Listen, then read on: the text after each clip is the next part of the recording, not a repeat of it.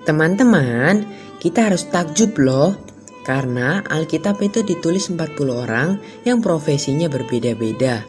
Tapi kok bisa ya intinya sama? Aneh juga ya Berham, di sekolah yang gurunya nggak sampai 20 dan hidup di zaman yang sama, ternyata pemikirannya beda-beda. Apalagi Alkitab ditulis selama 1500 tahun oleh 40 penulis, ternyata inti beritanya sama. Jadi, tidak ada alasan buat kita tidak bertekun atas kebenaran yang Tuhan ingin kita hidupi, yaitu tentang damai yang berkaitan dengan keadilan. Wah, jadi pusing nih Berham. Tapi nanti Bu Lydia akan menjelaskan dalam terang firman Tuhan. Mari semua. Halo anak-anak, kita akan merenungkan firman Tuhan pada hari ini. Mari kita berdoa terlebih dahulu. Tuhan Bapa di dalam surga, terima kasih untuk hari baru yang Tuhan berikan kepada kami, yang boleh kami mulai dengan merenungkan firman Tuhan.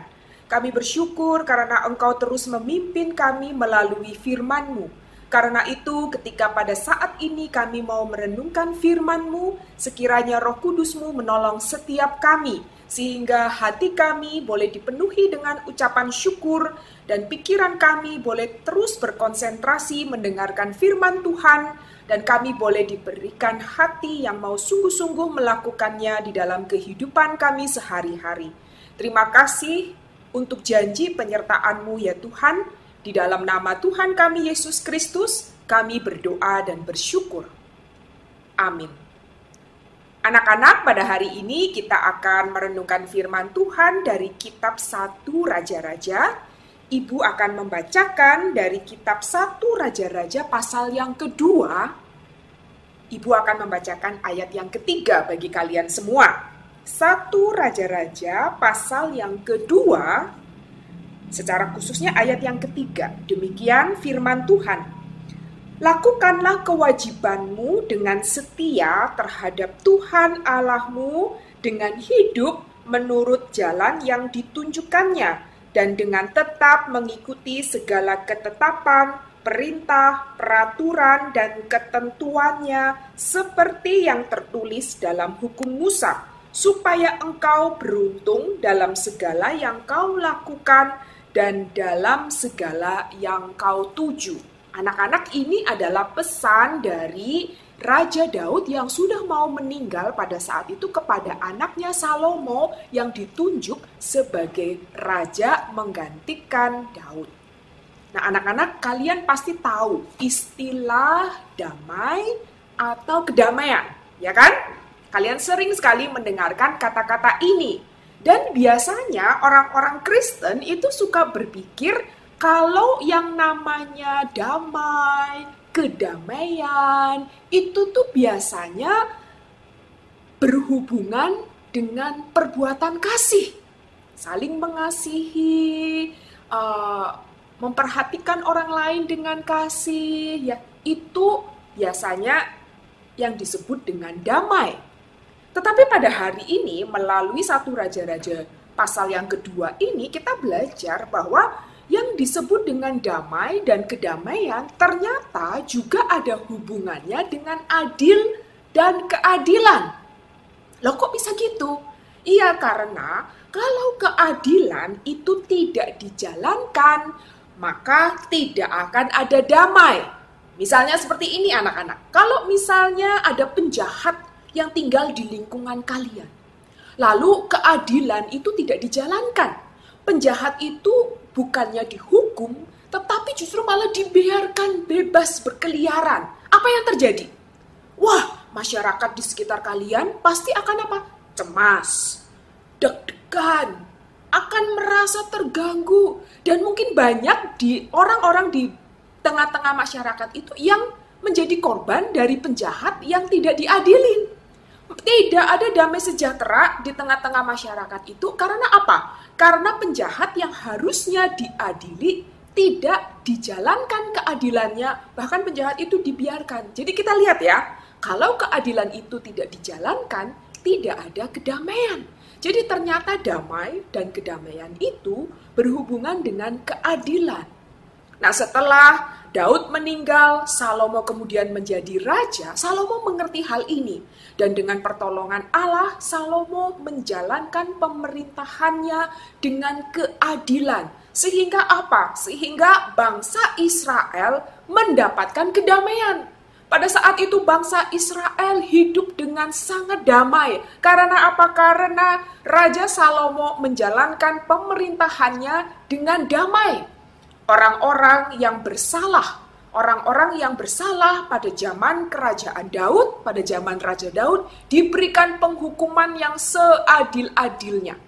Orang-orang seperti Adonia, Simei, lalu kemudian Yoab yang melakukan kesalahan telah melawan Raja Daud diberikan penghukuman dengan adil. Dan tidak hanya itu, orang-orang yang memberikan jasa pada saat zaman Daud diberikan pemeliharaan, diberikan tindakan yang juga adil. Mereka dipelihara oleh Raja Salomo, seperti misalnya anaknya Saul dan juga anaknya Barzilai yang sudah melakukan jasa. Dipelihara pada zaman Raja Salomo, diberikan tindakan yang adil seadil-adilnya. Maka bangsa Israel memiliki kehidupan yang damai pada saat itu.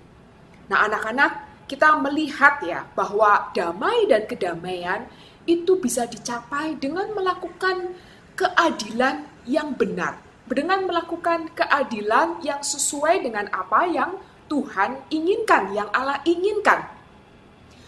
Tapi kita lihat anak-anak, siapakah raja yang memiliki keadilan yang sempurna?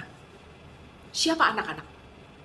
Betul, Tuhan Yesus Kristus itu adalah satu-satunya raja yang bisa melakukan keadilan yang sempurna.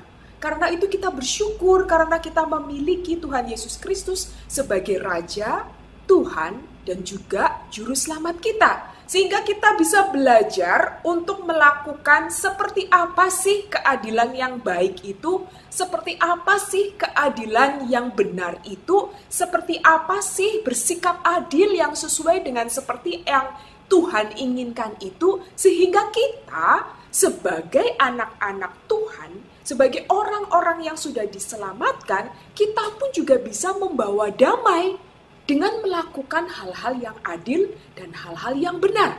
Kita bersyukur karena kita memiliki firman, sehingga kita tahu bagaimana kita harus hidup dengan adil, supaya orang-orang di sekitar kita boleh memiliki kedamaian. Supaya kita boleh menjadi anak-anak yang membawa damai dengan melakukan apa yang adil dan apa yang benar sesuai dengan Tuhan, sesuai dengan firman-Nya.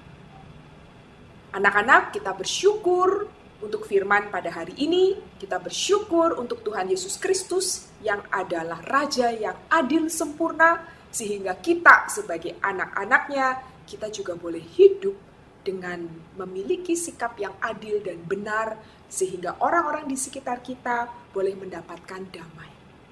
Mari kita berdoa. Tuhan Bapa di dalam surga, terima kasih. Dan kami bersyukur untuk firman yang boleh kami renungkan pada hari ini.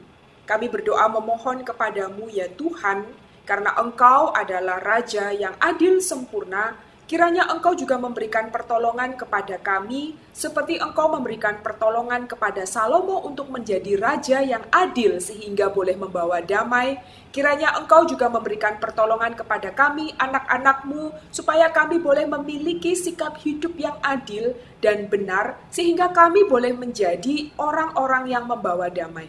Sehingga mereka yang ada di sekitar kami boleh merasakan damai ketika kami ada di tengah-tengah mereka.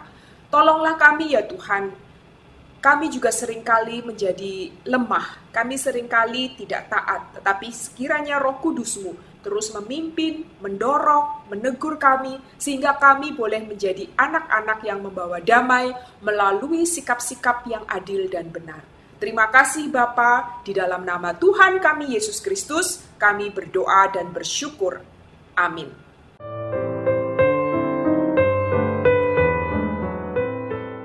Berham tahu sekarang, ketika Salomo menjalankan keadilan Allah, maka bangsa Israel dapat hidup dalam kedamaian. kita juga bisa melihat jauh ke depan bahwa Kristus akan memerintah selama-lamanya di dalam kerajaannya yang penuh kedamaian. Tapi jangan lupa bahwa Allah terlebih dahulu akan menjalankan keadilan atas mereka yang tidak mau mengakui Dia sebagai rajanya. Pasti sahabat BDKA pasti sudah mendapat pengertian yang lebih melimpah. Besok baca lanjutannya dari 1 Raja-Raja pasal 3 ayat 1 sampai 15. Pasti lebih seru karena Tuhan membuat kita kagum atas firman-Nya. Bye.